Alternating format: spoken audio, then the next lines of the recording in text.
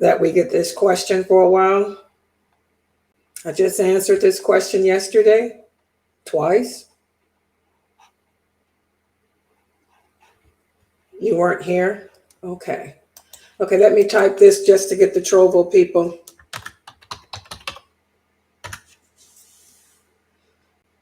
Okay, I can see you on Twitch, Trovo, DLive, Facebook, YouTube, LinkedIn, and Twitter. Instagram, I'm streaming there too. And also I'm streaming on Mixcloud. I'm also streaming on Rumble, and I'm also streaming on Odyssey. Okay, this is a question that I have before I begin my class. I just answered this question twice yesterday, but you know, we're going to get it until after this time of year ceases. In fact, let me see if I don't know if I have any students here, because my students are probably out celebrating Christmas. I'm just going to be honest. It happens. They have the same question you have, I'm pretty sure. Even though they come here and learn these lectures every day, people still, humans are ignorant. We're arrogant, put it that way. We're very arrogant. We're going to do what we want to do. But this is the question, guys. I want someone on, if anybody is here in my Zoom room, plus they'll let me know that if my sound is on in a Zoom, right? Because, I'm logged in. I'm now streaming a different software, and it's a different procedure, and it's going to take me probably a month to get used to it. I'm streaming from. Sounds good. Oh, okay. Yeah, that's for us, but I hope it does for them that's listening. Oh. I'm streaming from my software. I used to stream from Zoom. Now I'm streaming through the software. But here's my question. This question is the same question that I answered twice yesterday. One of the people here is asking, one of my new joiners here is asking, is it okay for us to participate in the holiday celebrations that our families are having? This is the person's question. Is it okay if we participate in the family gatherings, the holiday festivities, knowing that we don't believe in it, but is it okay for us to participate? Is there anyone who can answer and give me an answer based on Quran and Hadith, not an answer based on memorization or what you heard or what you feel? Anyone? No, you do not participate.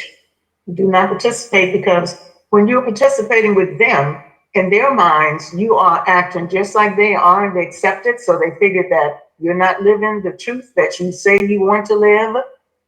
They have captured you. You have done exactly what Allah tells us not to do. Don't associate with them in that manner, because they will make you just like them. It's so easy to be just like them. So easy. Okay, and that's true.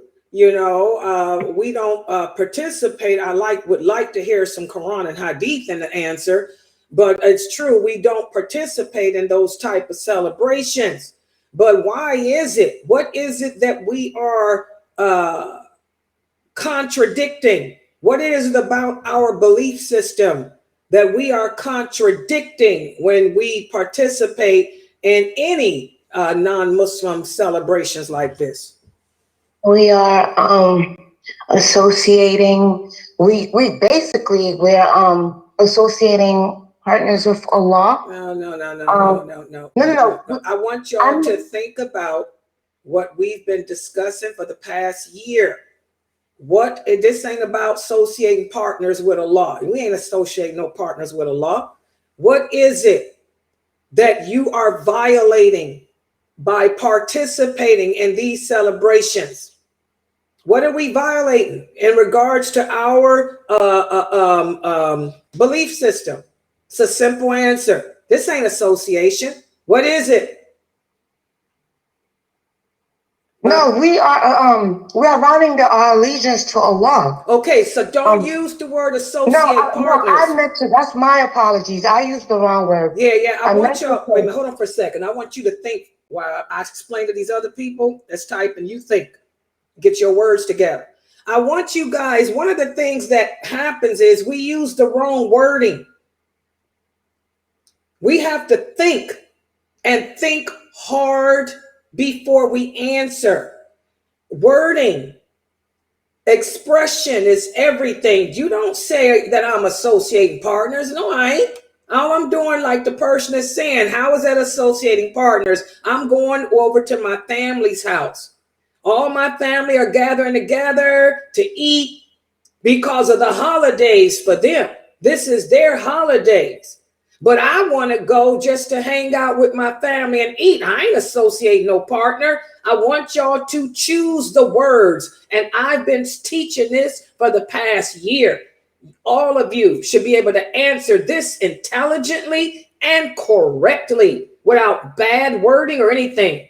Okay, look at this person on Facebook. MashaAllah, this person is typing, we are contradicting our allegiance. That's what I'm saying. Look for the words. By going to participate, even though we don't believe in this stuff, even though you may really, really, truly love Allah, and you really don't believe in this stuff, but the simple fact that you are going to their home to hang out with them, when they believe that these days are special. You get it? It's like Anissa was saying. She just didn't put the Quran and Sunnah to it. Even though these days are not special to you or to me, the simple fact that you are going over to their home when these days are special to them, it means you're contributing to an evil. You're part of the evil. You're part of the problem, as this person here is typing. Exactly. As Muslims, good job, Trovo. As Muslims, we enjoy the good. See the hadiths, Anissa, you got to remember to use. We forbid the evil. We cannot sit in the company, as this sister is typing here. We cannot sit in the company of people who do evil. So the simple fact that going to your family's home, you don't believe in that, but you are sitting there. You're a part of this celebration of theirs. They're gathering for one reason. They're not gathering to eat dinner. They're not gathering for that. They're gathering because 'tis the season. 'Tis the holiday. This is our holiday. And this holiday of theirs is one of the worst, because this holiday of theirs totally contradicts La ilaha illallah. So we are violating our allegiance to Allah by joining them. Good job, Rashida. We are contradicting our allegiance to Allah, contradicting our allegiance to his laws, contradicting our allegiance to the prophet and the believers, whoever this person is on Facebook. Let me put that person's answer there. Y'all see that, whoever that is answer? We're contradicting our allegiance. So that's why we cannot take part in that. It's just simple.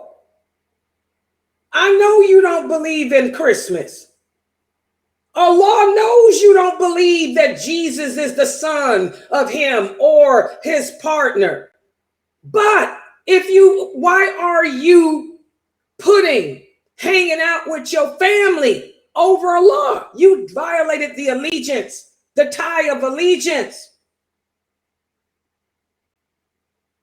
You broke your tie. You've just proven to Allah that you're not as tightly bound to him as you think you are. Yeah, I believe in you, Allah, but I ain't gonna give up hanging with my family. And this is why a lot of us are gonna be in hell. Do y'all understand? This is one of the reasons why there'll be more people in hell. Because we say we believe in Allah, but we break our ties with him. We break our allegiance to him all the time. will put others before him, or will just pick and choose what part of his laws to accept and abide by and which ones not to. So for the sister that asked me the question on Trovo, do you understand why? You understand why you can't hang out with them at all? I wouldn't hang out with none of my family members until after the 1st of January, guys. For those of you who have non-Muslim relatives, you shouldn't go around and hang out with them at all until after the 1st. Because all of these days, these are their days of worship. And we can't go near that which is evil, especially this. This is a sacrilege. Okay? So does it make sense to you guys? You can see your family any day of the year. Your mama can cook a turkey and dressing and greens and macaroni and cheese for you anytime. So you just tell them, this time I'm not coming over. And that's it. I'll wait till after the 1st.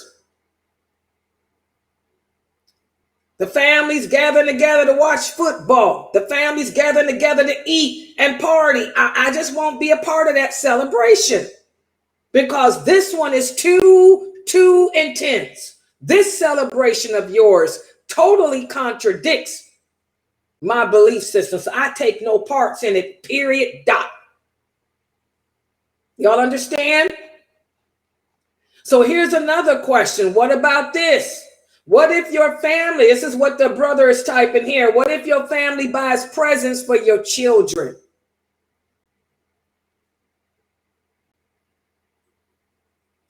In this case, you're going to have to stand firm. You're going to have to stand firm. And you're going to have to tell them any presents, any gifts that you have for my children, you cannot bring them to me during your days.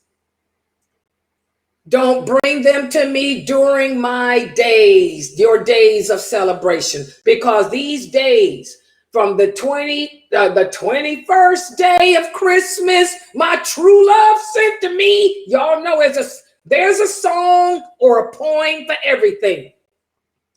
On the 21st day of Christmas, Christmas got more than one day. So during these days of Christmas, you have to be firm and let your relatives know, don't bring nothing to me and my children during your days.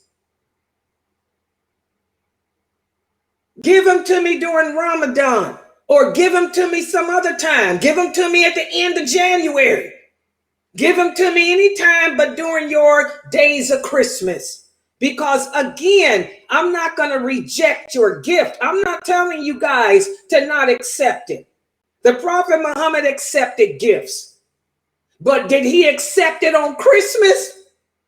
I mean, come on. Or the days of Christmas? You wait till your day. You can give it to me before your Christmas days. Or after them, but not during them. Because again, I'm participating. I cannot take part in this. So whatever presents or gifts you want to give to my children, because that's your belief system, you give them to my children anytime other than the days of Christmas. And that's what happened during the time of the Prophet, sallallahu alaihi wasallam, when the Muslims had migrated to Medina. Okay, Asma, the daughter of Abu Bakr, her mother came to visit her, and her mother came bearing gifts. Asma refused to allow her in because because this is when the Muslims were fighting against the Quraysh. But when the Prophet heard about it, he said, wait a minute, your mother is not actively engaged in fighting against us, so you can visit with her. She's not an enemy to us. And he told her, accept her gifts. Accept her gifts. Because she's bringing you gifts. You know, we don't turn down a gift. And it's not like this is a day of shirk or something with her. So, if that hadith shows we can accept gifts from the non-Muslims as long and we can see those who are not fighting against us. But there's conditions to everything, because Allah says, do not take part. Stay away from that which is evil. Stay away from that which will lead to it too. So for these days of Christmas, don't accept nothing. You tell them, if you want to give it to my kids, give it to me. You give it to me after Christmas is over. Or either before it. Even better if you did it during Ramadan. Y'all understand? That's how you handle that. This is why this class that I'm teaching is so important. Because we're speaking about how to live in a non-Muslim environment, how to live amongst the non-Muslims and still uphold our Muslim identity and still uphold our Islamic values. This is important. Unfortunately, a lot of Muslims succumb to their environment. There's a lot of you right now partying with your family, taking gifts from your family, when you should have told them to hold off on that. Give it to me after your days of Christmas is over. No, I can't come over. No, I'm not interested. I can't take part in this. This ain't like watching a firecracker in the sky. Y'all understand? Any questions about that for the sister that asked that question? So, just tell your family you're not coming over and participating, because on these days of Christmas, you can't, because these days of Christmas contradict your days of Allah. And your days of Allah is every day, not just once a year. So tell them no. Tell them to enjoy themselves, do whatever they do, but you will be making dua that they end up learning the truth. Tell them that. And you can always pray for your living non-Muslim relatives. Pray for Allah to guide them to the truth. And you tell them that. May Allah guide y'all to the true belief system. Have fun, enjoy yourselves, but I can't partake in this. And my children are not partaking in it. And any gifts and presents you have for me, I ain't stupid. You think I'm gonna throw away $1,000 you want to give me? Oh no, but just don't give it to me till after your days of Christmas have ended. Is that clear?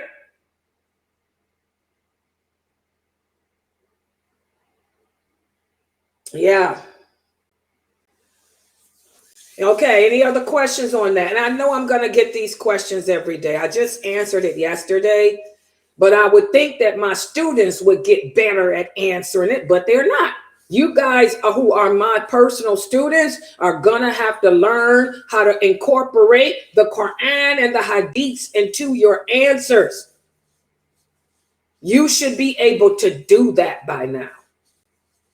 Okay. That shows me that y'all don't be paying attention to me in class. All right. Okay, so let's go ahead and get started on the class for tonight, which is basically what we're talking about.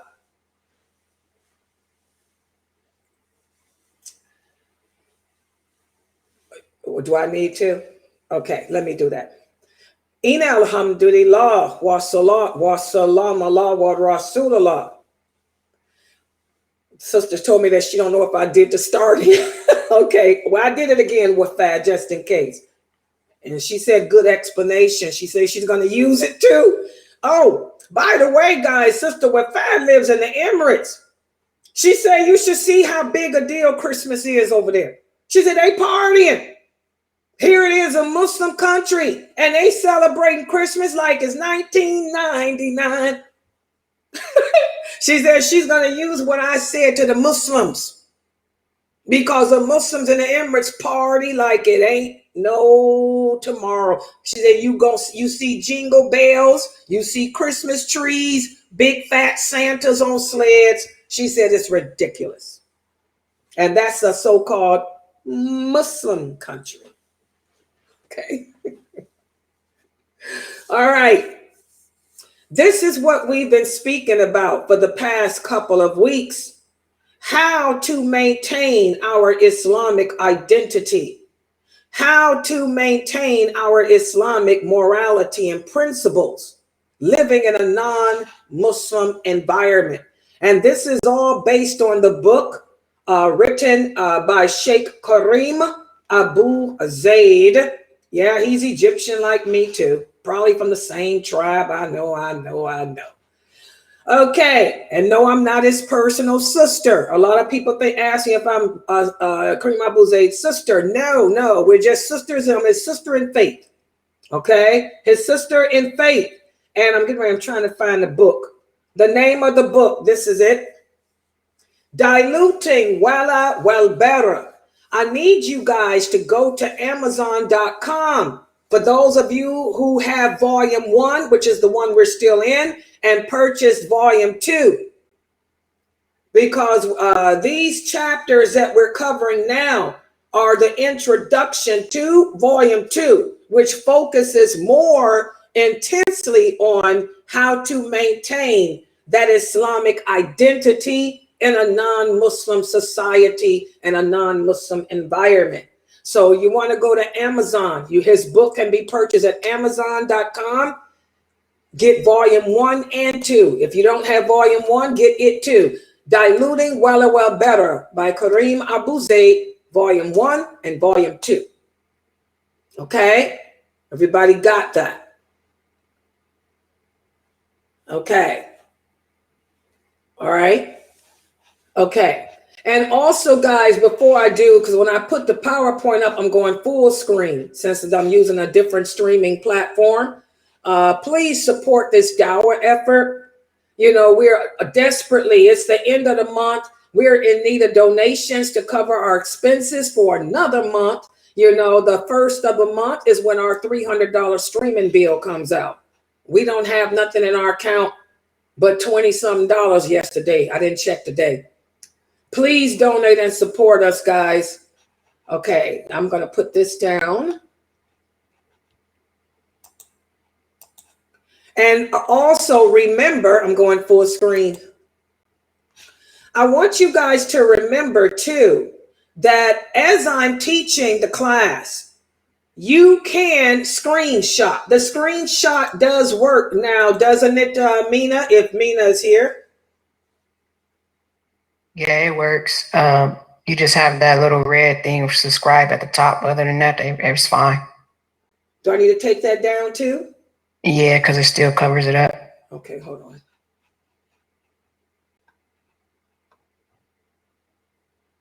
Let me figure out how to remove it. Where is it? Okay, so let me share with you guys on Facebook, YouTube, LinkedIn, DLive, Trovo, Rumbo, TikTok, what is it? Instagram, whatever I'm on. Mixcloud. What I'm teaching, you can screenshot. That way you can see the PowerPoint. Don't screenshot and make pictures of me. Don't screenshot and make pictures of me. Although you could, I don't care. I'm covered. It don't matter. But screenshot my PowerPoint. That's what my students do. So that way you will see the hadiths. Okay, so you can remember those hadiths. And everybody should know how to take a screenshot on their phone. It works on phone and computer, right, Mina? Yeah, on both. Okay, so you can screenshot using your phone or your iPad or your tablet or your computer. Because I'm going full screen with this new platform I'm using. Okay, so let's get started. Let me set you guys up first in Zoom. For those of you here watching me on YouTube and the other places, let me do you first. I'm going to do you guys first, inshallah. Let's try this. Okay, y'all see that? You should be seeing my background. Okay, now it's going to go to my PowerPoint, inshallah. Allow. Okay, and go here.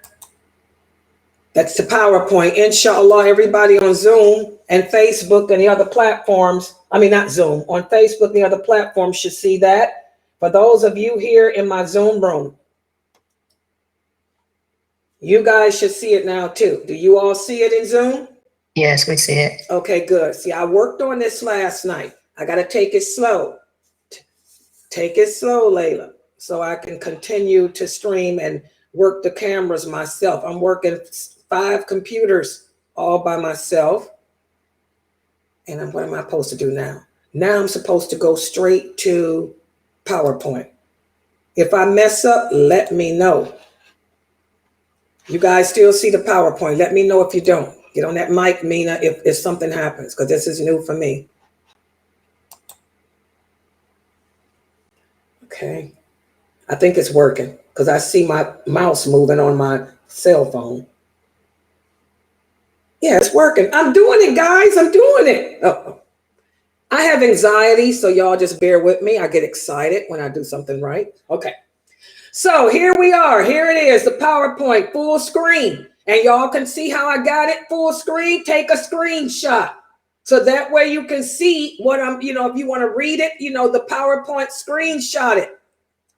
This is session 77. Today we're going to speak about the third category or the third group of people who are deserving of partial allegiance and partial disassociation. But first, I'm going to continue with the categories we talked about yesterday, just to update you.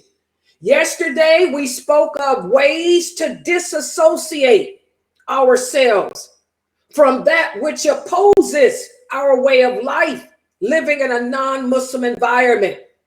And we talked about, for example, this time of year, this is tis the season. How can we maintain our Muslim identity? How can we maintain our Islamic morality? Well, we have to refrain.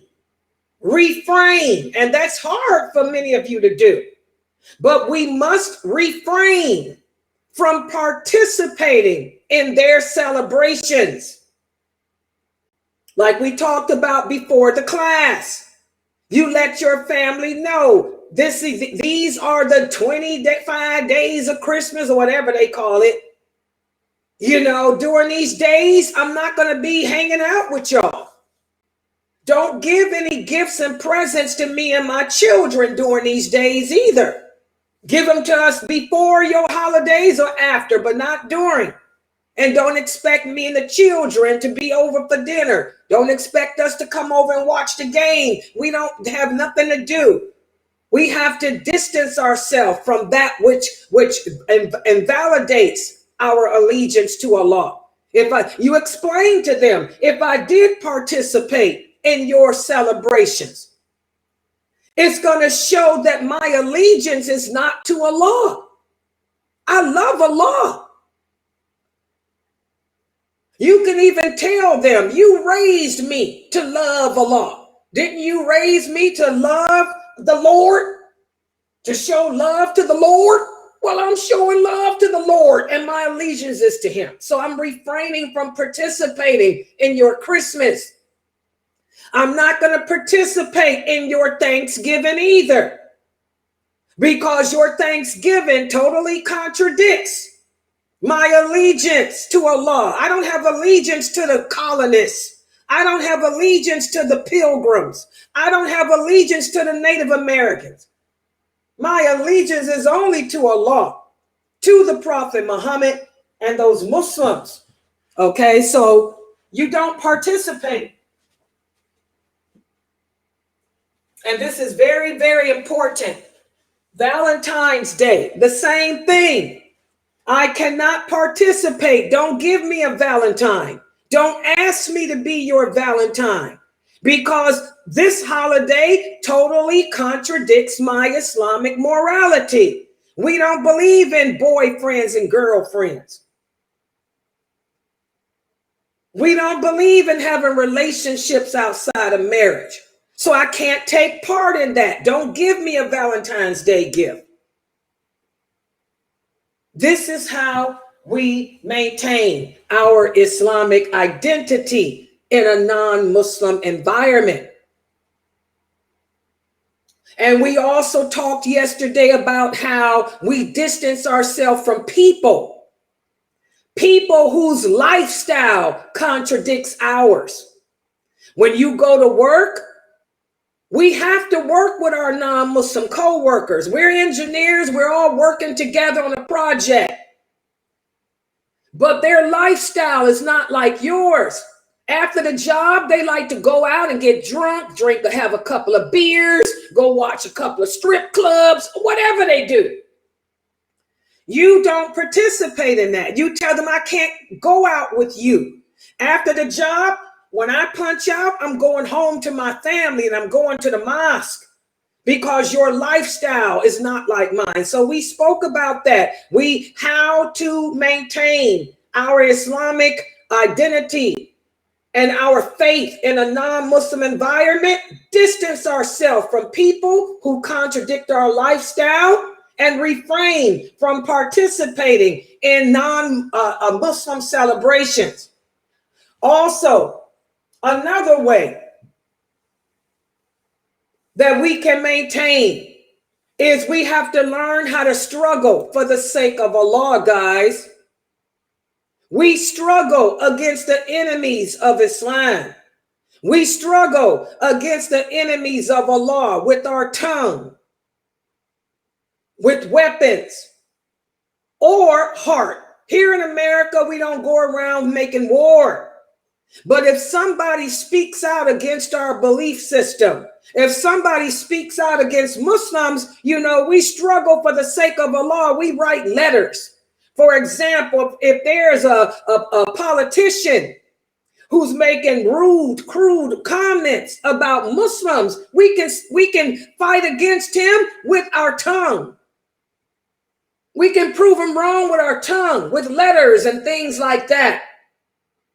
But we just don't sit there and do nothing. We don't allow people to badmouth us in our way of life, just like we don't badmouth theirs. Okay? So struggling for the sake of Allah, this is something else that we do to disassociate ourselves. When the Prophet ﷺ migrated to Medina, the Jews lived amongst the Arabs.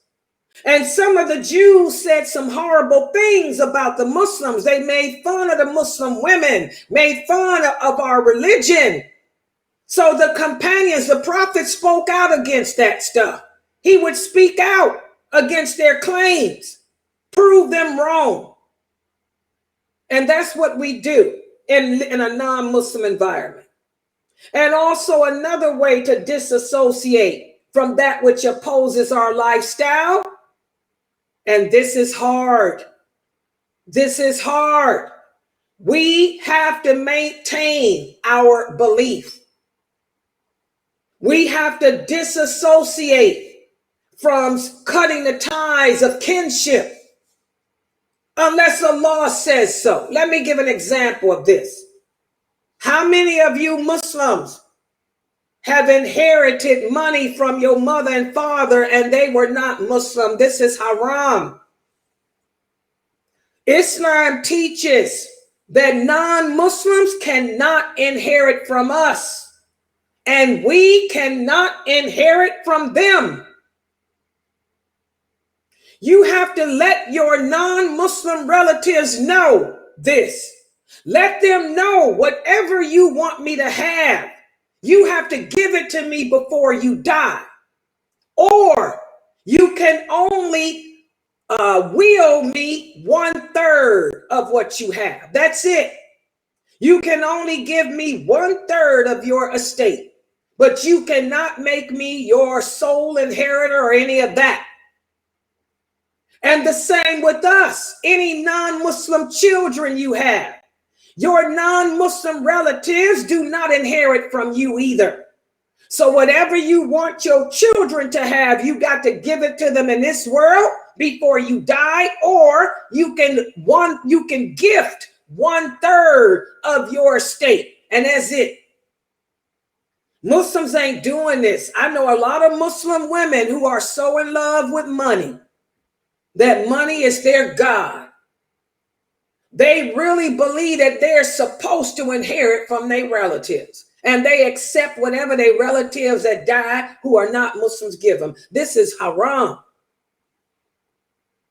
I also know Muslim women who have their non-Muslim children in their will. Your non-Muslim children cannot inherit from you. Okay? We have to maintain this allegiance. Remember, well, better, your allegiance is to Allah, to the Prophet and the believers, not to a kafir, even if it's your relative. We have a problem with that in America. Also, another thing,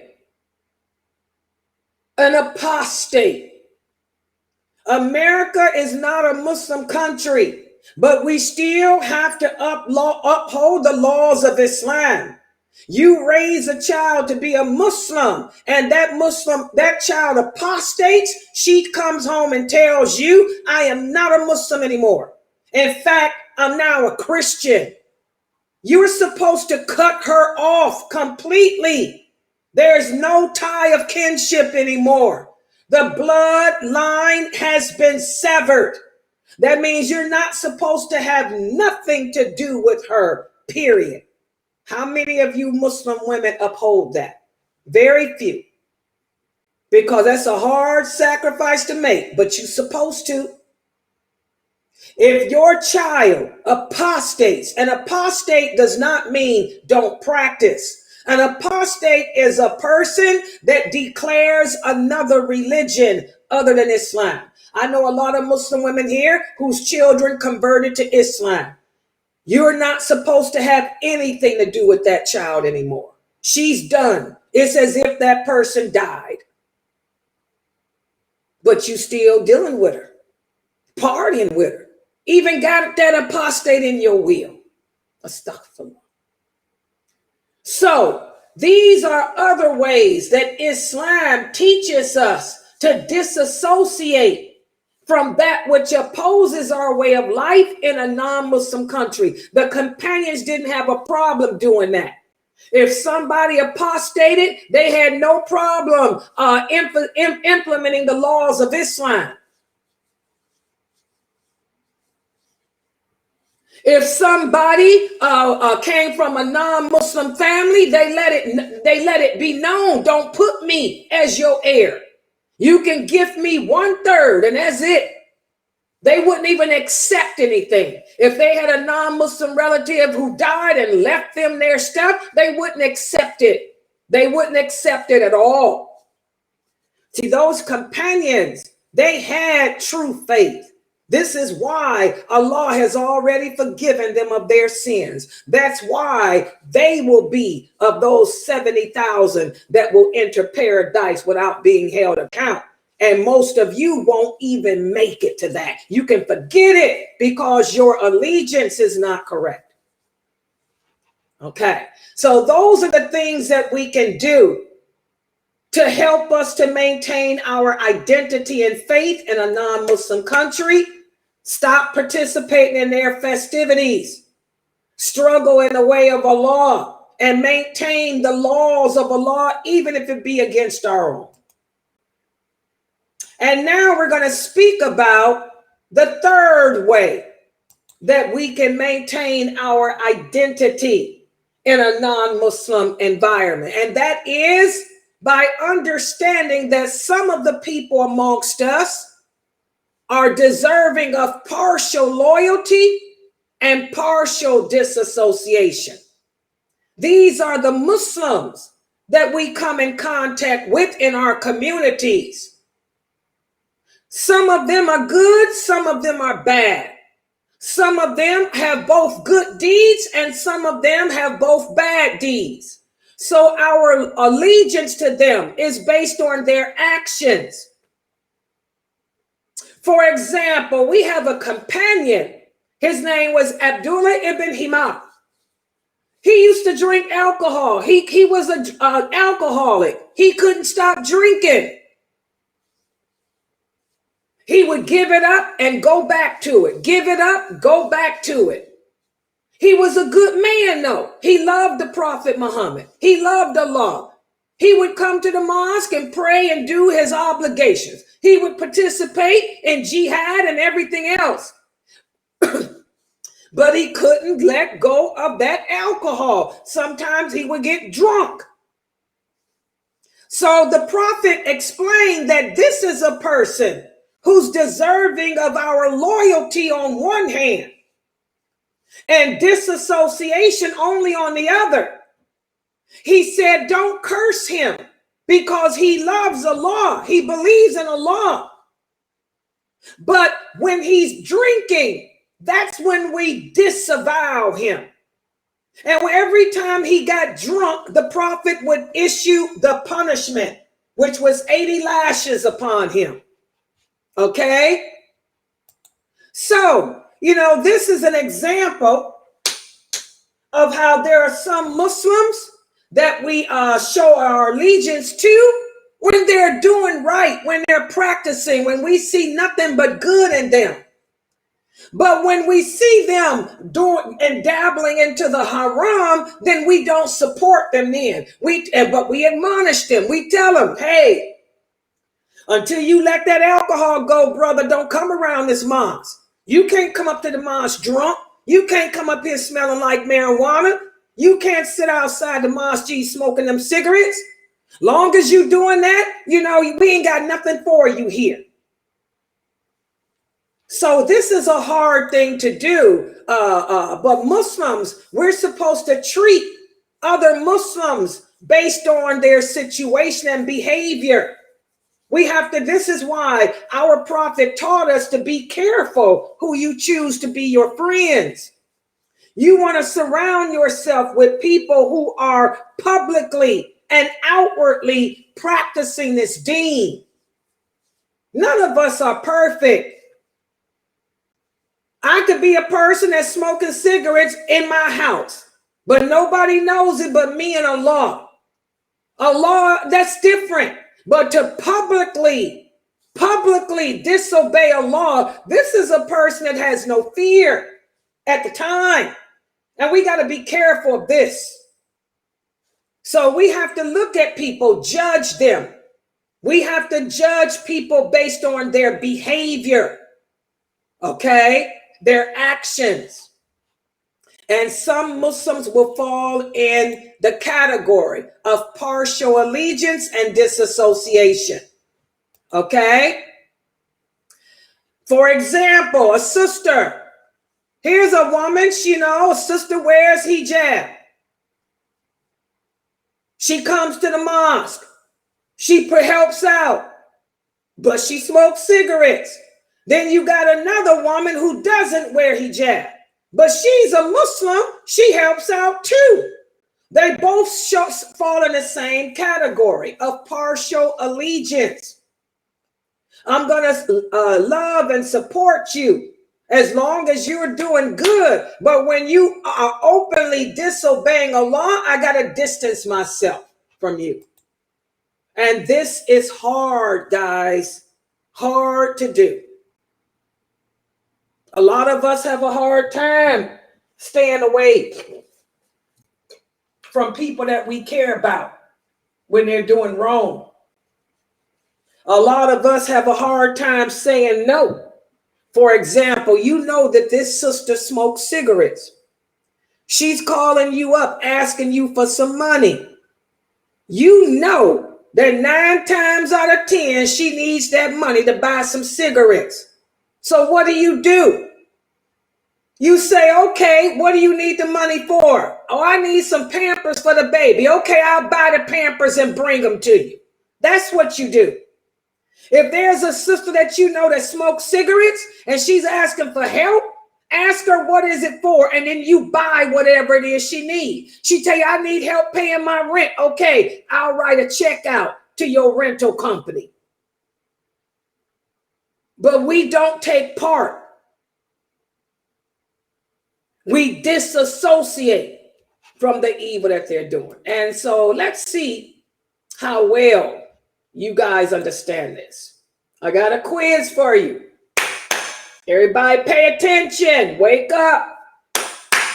Get ready to get on that microphone. Let's see how well you understood, because this is the end of chapter, what is this, 5? This is the end of chapter 5 of part 2. So I'm going to give you a quiz to see how well you guys understand how to live in a non-Muslim environment and still uphold and maintain your Muslim identity. Let's look at the first question here. You live in the United Kingdom.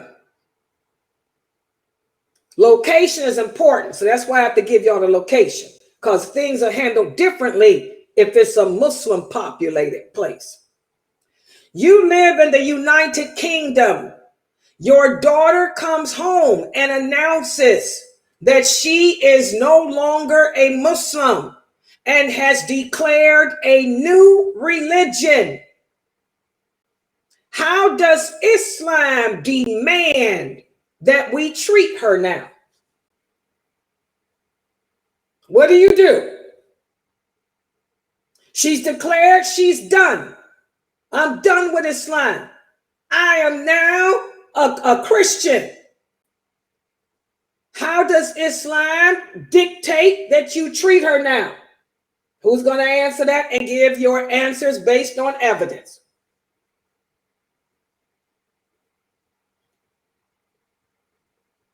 I don't have any students that know anything. She has been disavowed. I will no longer have anything to do with her. And in the Quran it says, "To you be your way and to me be mine." And that's how I believe it. Do you guys agree with her? She said that because her daughter has declared a new religion, she's to be disavowed, disassociated with. To her be her way and to you be yours. We have nothing else to do with her. She's not deserving of no allegiance. She's not deserving of no loyalty. All she's deserving of is enmity. Do you guys agree with that answer? Yes or no? Yes. Yes. Anybody disagrees? MashaAllah, this is correct. This is a person that we disavow, guys. How many of you still got relationships with your apostate children? You better check your allegiance. You better check la ilaha illallah. Next question. What about this?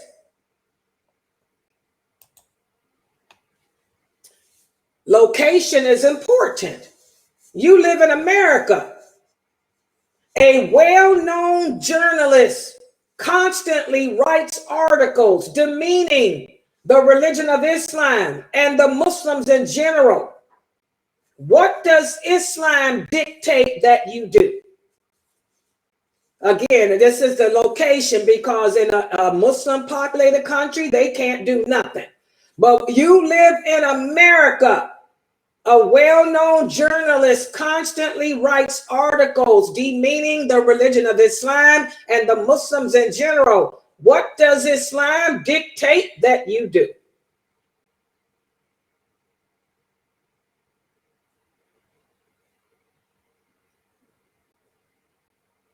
You can speak out against it with your tongue, condone what the person is doing. You can also speak out and hate it in your heart as well. But to me, I will actually condone what he's doing on any social platforms. I have to speak out against what he's doing. Okay, and how do you speak out on social platforms? I will speak out on social platforms by going live. Also, I can write letters. I can talk to the people and let whatever he's saying that we are that's going against it, I can speak out and give them, I can give them ways of that what he's saying is incorrect. This is not us. What he's saying is incorrect. Excellent. Y'all see how she explained it? That was much better, Mina. Y'all see how she broke that down? She explained how to use the media. She can go live like Layla's doing. She can write comments, write letters, write and all of that. You know, as Muslims, this is America. We can't do it much physically to stop them, because people have the right to say what they want to say. America has the rights of freedom, freedom of speech, freedom of the press. But we can also use those freedoms to our advantage too, to speak out against him, to prove him wrong by using the social platforms. The same platforms that he's using, we can use too, and combat him that way. Prove him to be the idiot he is that way. Good job, Mina. What about this?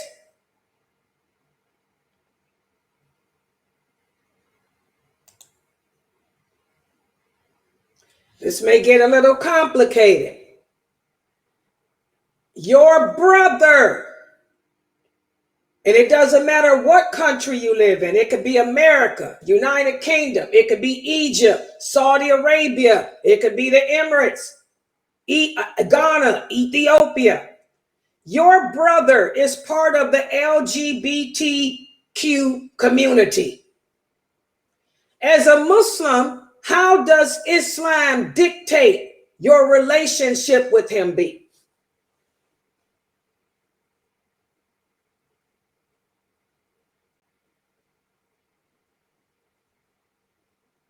Come on, guys. Your brother is part of the LGBTQ. That means he's homo. How does Islam dictate your relationship with him be? Go ahead. Come on, nobody know. Where's Geechee? Geechee, you got an answer for this one? I would say that you would disassociate yourself from him because he's going against what Allah say. And disassociate entails doing what? Not being involved with him, not inviting him to your home and having conversations with him or anything like that. You guys agree with her answer? Agree. Yes, agree. Exactly. That's what you do, guys. And this is hard because I'm going to just say it. Most people have at least one or two LGBTQTS people in their family. But if you got one of them people in your family, they're supposed to be boycotted, ousted. That means they can't come around you. You can't come around me or my children because this totally contradicts my belief system.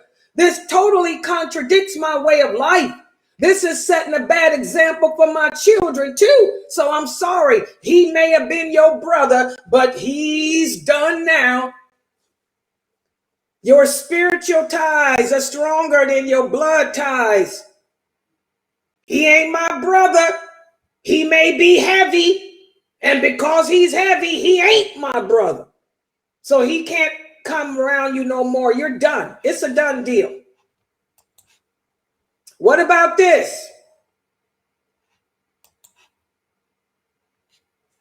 Your co-workers drink, party, and even have sex out of marriage. How does Islam demand your relationship with them be?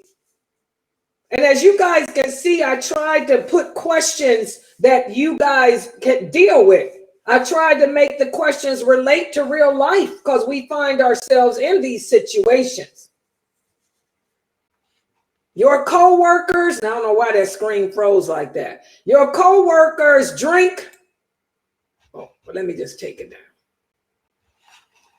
Okay, hold on. Let me see if I can put it back. It's that, that might have been too much. Okay, here it is. I got it. Your co-workers drink, party, and even have sex out of marriage. How does Islam demand your relationship with them be? There it is. Now y'all can see it.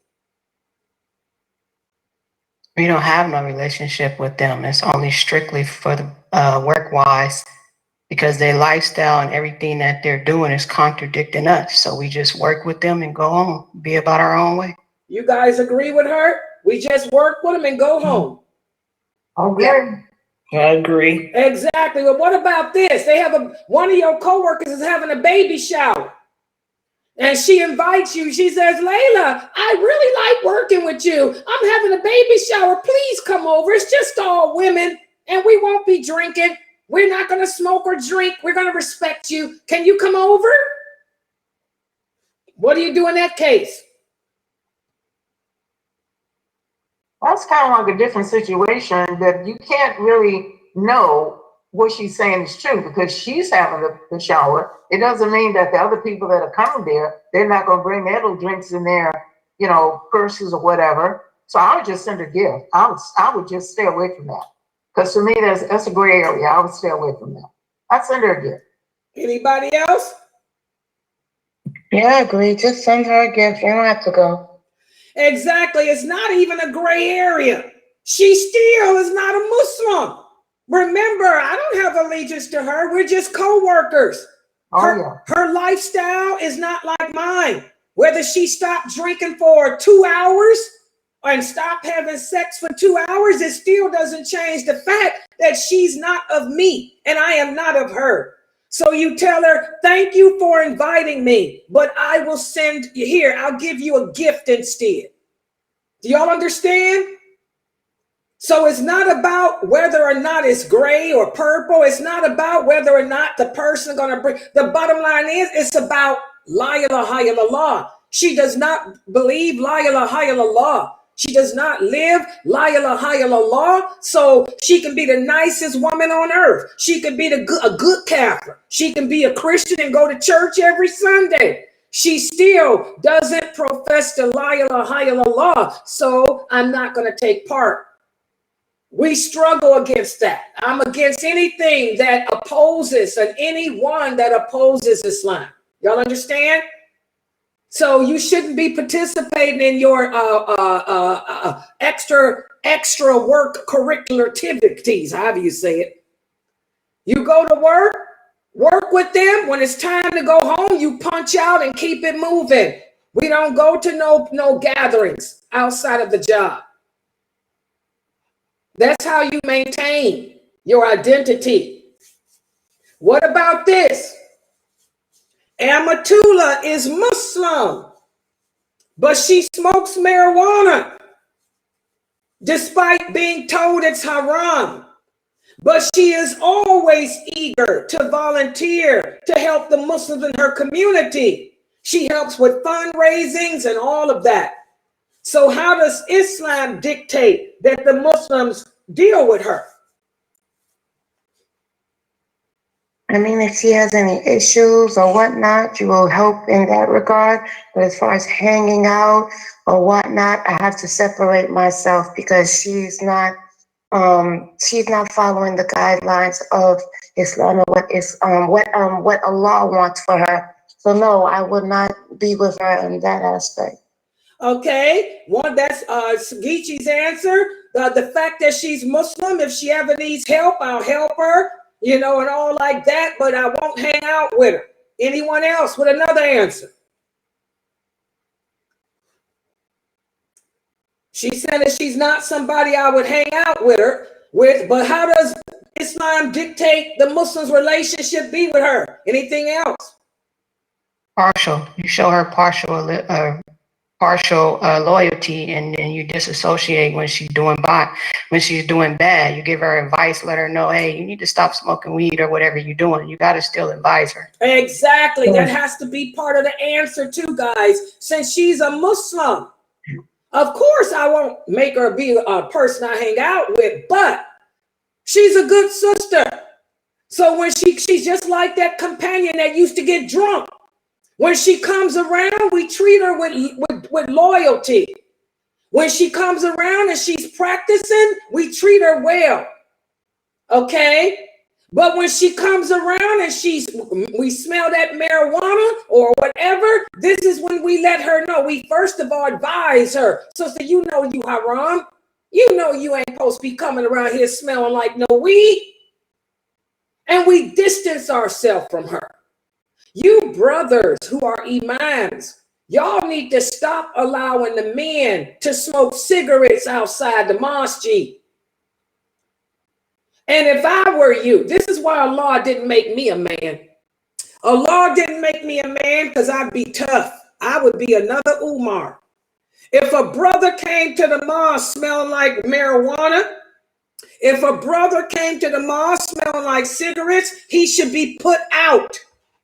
Did you brothers know that?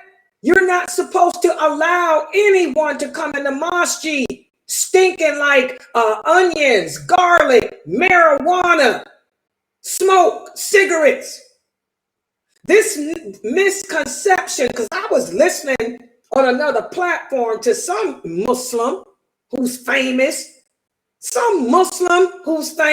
who's Arabic, had the nerve to say that you can't throw nobody out the mosque. That person is not a scholar. That person is an idiot, because I can show you 100 hadiths where the prophet and the companions used to throw people out the mosque all the time, especially for something like this. This is wrong. You can't come to the house of Allah smelling like cigarette smoke. You brothers got to stop allowing them people in there. Somebody come to the mosque smelling like marijuana, you got to put them out and make it public, like the prophet did. This brother stinks. This brother smoking weed. Get him out of here. This sister, she smells like cigarette smoke. Get her out of here. Okay? But when they're good, when the brother or sister come to the mosque, they don't smell like smoke. They don't smell like marijuana. And then now you compliment them. You tell them, oh, mashallah, it's so good to see you, brother so-and-so. Alhamdulillah, ain't no weed on you. Hopefully you kicking that habit. Come on in here and hang out with us. That's how the prophet was. With this companion, when he wasn't drinking, they complimented him. And he hung out with them. But when he was back drinking, they beat his behind with the punishment. But the prophet said, don't curse him, but let everybody know he's drunk again. Kick him out of here. He can't come in the mosque. If we would implement the laws and rules the Prophet Muhammad and those companions implemented, we'd have better Muslim communities and we would be better Muslims. But like I tell y'all every day, these Muslims don't know the hadiths. That's the problem. They're memorizing the Quran, going to these Islamic schools, graduating, and they done memorized Arabic, but that don't mean nothing. They don't know these hadiths. One of the things I used to like about Dr. Jamali's khutbahs back in the day, when Dr. Jamali was the imam of the Islamic Center of, he was in Texas, I forgot. When he was imam down there, he would give the khutbah. If a person's cell phone went off, Jamali would have a fit. He'd say, do not bring that cell phone into the mosque. Oh, he'd stop his khutbah. And he would give a whole khutbah on cell phones. Then sometimes, I remember one time, I got it recorded still. Dr. Jamali was giving a khutbah and he stopped. He said, who is that? Who is that? He said, who is that that smells like cigarette smoke? I'll never forget it. Jamali stopped his khutbah and demanded, who is it that smells like cigarettes? And he told them, leave. And he said, and if you don't leave, I will not continue my khutbah. I guess whoever it was left, because he waited 5 minutes, then he went on. I'll never forget that. That was back before Jamali got sick. Oh, he was tough. Jamali was tough back in his heyday. He's the only person I've ever heard do that. He would stop his khutbah, admonish anybody with a cell phone. And don't go to his mosque smelling like no cigarettes. He wouldn't let you in. That's how the companions were. SubhanAllah. Remember that phrase? You know, Jamali was tough, man. Then he got sick and he softened up. All right. What about this, guys? Abdul is a new convert. How does Islam dictate that we treat him? Now, we don't know him. He just converted to Islam. So when it comes to bara, how do we treat him? Anyone? He's a new convert, and I'm switching to myself now, guys. I would be gentle. I would be gentle with him and watchful. I would really listen closely and try to hear what he has to say and direct him to where he should be going to get the right information. Okay, not information. I want to know, how do we treat a new convert in regards to bara? How does our allegiance play? He's a new convert. He just became Muslim. We don't know anything about him. Okay. So how should our allegiance be with the new Shahada? I missed that class. Guys, this is allegiance we talking about. Bara, allegiance and disassociation. Yeah. So we watch his behavior and his situation, everything that he does to determine. Exactly. With the new Shahadas, guys, since we don't know much about them, we just, we welcome them and just watch them. As long as they show good behavior, then we give them total allegiance. But when we see the bad in them, then that's when we figure out where they fall in the schism of things. Okay? Everybody understand that. As long as they're showing good behavior, then we welcome them and they are deserving of total allegiance to us. But when we start to see the bad, that's when we try to figure out where that person falls in the schism of things.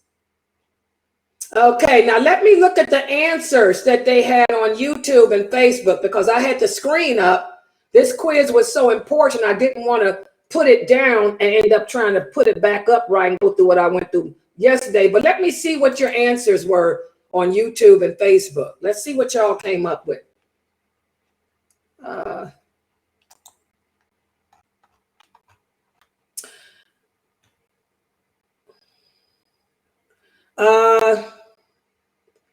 Israel said, accept a third of inheritance after their death or before. Now, when we talked about that, a Muslim cannot inherit from a non-Muslim, period. If a non-Muslim dies, they cannot call you into the office and say, we left you everything. No, I can't inherit from her. Islam only allows us as Muslims to be able to gift of our estate 1/3 to anyone or anything we want. A man came to the prophet and said, "O prophet of Allah, I love you." The prophet said, "I love you too." He said, "When I die, I want to give everything I got to you." The Prophet ﷺ said, "You can't do that." He said, "Your family is more deserving." He said, "Well, what if I give half of what I got to you and the other half?" He said, "No, your family is more deserving." And that's when the man said, "Well, can I leave 1/3?" The Prophet said, "You can leave 1/3 of your estate to whoever or whatever you want. That's it." So that's the law. If you are a Muslim, in my will, I can leave 1/3 of my estate to the animals of America.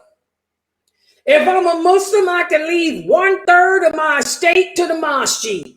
I can leave 1/3 of my estate to Sunnahfollowers, but only 1/3. I can leave 1/3 of my estate to my cat. I can leave 1/3 of my estate. People do that. 1/3 of my estate to the Kafir kid. And I'm dead. That's what I'm talking about. And so for those of you who have non-Muslim relatives, you let them know they can only put in their will 1/3 for you. That's it. 1/3 for me. That's it. If you want me to have anything else, you got to give it to me before you go. Do y'all understand now what I'm saying? So if you got non-Muslim relatives, you let them know that in Islam, the law is they can only leave you 1/3 of their estate. So if you got a house that you want me to have, you got to give it to me now while I'm living. You want to leave me $1 million, you better give it to me now while you living. Because I can only accept 1/3. That's it. Everybody understand that now? Let's see what else they got here. Good job, Halima. If a person apostates, we have nothing else to do with them no more. They're done. They're done. They don't exist anymore, even though it's a relative. Exactly. LGBTQ. He cannot come over. Good job. Good job, Isra. Your coworker has a baby shower and invites you. No, I can't come, but you can send a gift. Just like we don't go to funerals. Let me talk about that too. Muslims, we do not attend the funeral of a non-Muslim either. I know a lot of you are doing that. That's haram, haram, haram. I had a lot of coworkers die over the years. They already knew Layla wasn't going to be there, but I could send something. I would send flowers to the family. That's what I would do. I would send flowers to the family. But we don't attend a kafir funerals either. Good job, Santisa. Good job, Isra. For the new converts, we give him our full allegiance until he shows himself not deserving of it. Y'all understand that? So for the new converts, we give them our full allegiance unless they show themselves to not be deserving of it. Does everyone understand that? MashaAllah. This is so important. And again, as you can see from these hadiths that I give you, the Prophet Muhammad, sallallahu alaihi wasallam, he lived in a non-Muslim environment. He taught us how to live and function. He taught us how to maintain our identity in a non-Muslim environment. We just have to learn Islam the correct way. Most Muslims don't know Islam the correct way because they don't know these hadiths. That's what it all boils down to. Yeah. All right. Any questions or comments?